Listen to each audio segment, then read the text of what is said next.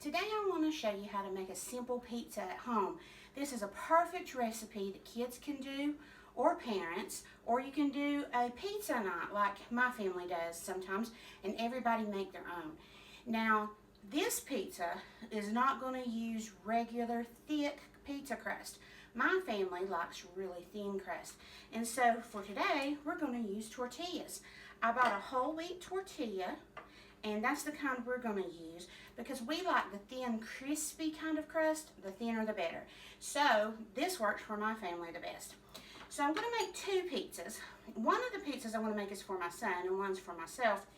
Now my son, the reason I came up with this recipe, my son used to have a hard time with his stomach, so he couldn't eat regular pizza frozen out of the box. So for him, we had to start making it at home. And we make it in a much lighter version so it doesn't hurt his stomach. So the first thing I'm going to do is put my pizza sauce on. And as you can see, I just put a big blob right in the middle of the tortilla. And I'm going to take the back of the spoon and swirl it around to get a thin layer of that sauce all over my tortilla. I'm going to do the other one the same way.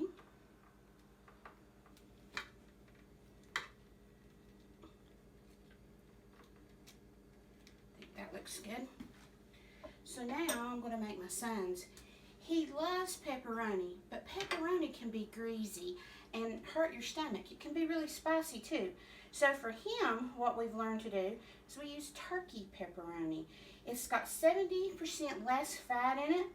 He can digest it better, so it's a lot healthier for you, and it doesn't have all that grease in it. He seems to like it a lot. So I'm going to put some pepperoni on his. Turkey pepperoni on his. I think that's probably good right there. And then he wants mushrooms. So these are just sliced mushrooms out of a can.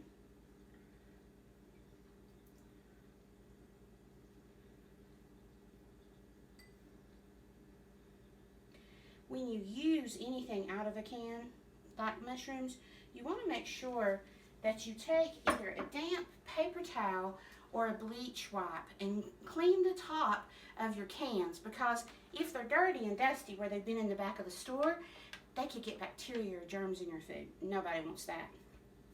So next, he wants black olives. That's his favorite.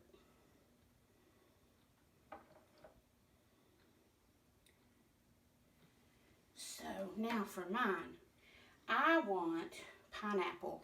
So I have some pineapple tidbits here. I like those the best because they're already cut up really tiny.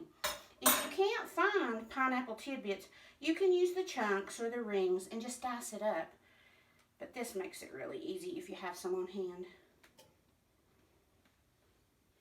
Then I'm going to use deli ham. This is just sliced up sandwich meat that I diced up really tiny. And it's a leaner, it makes a leaner pizza too, even though it makes a good flavored pizza.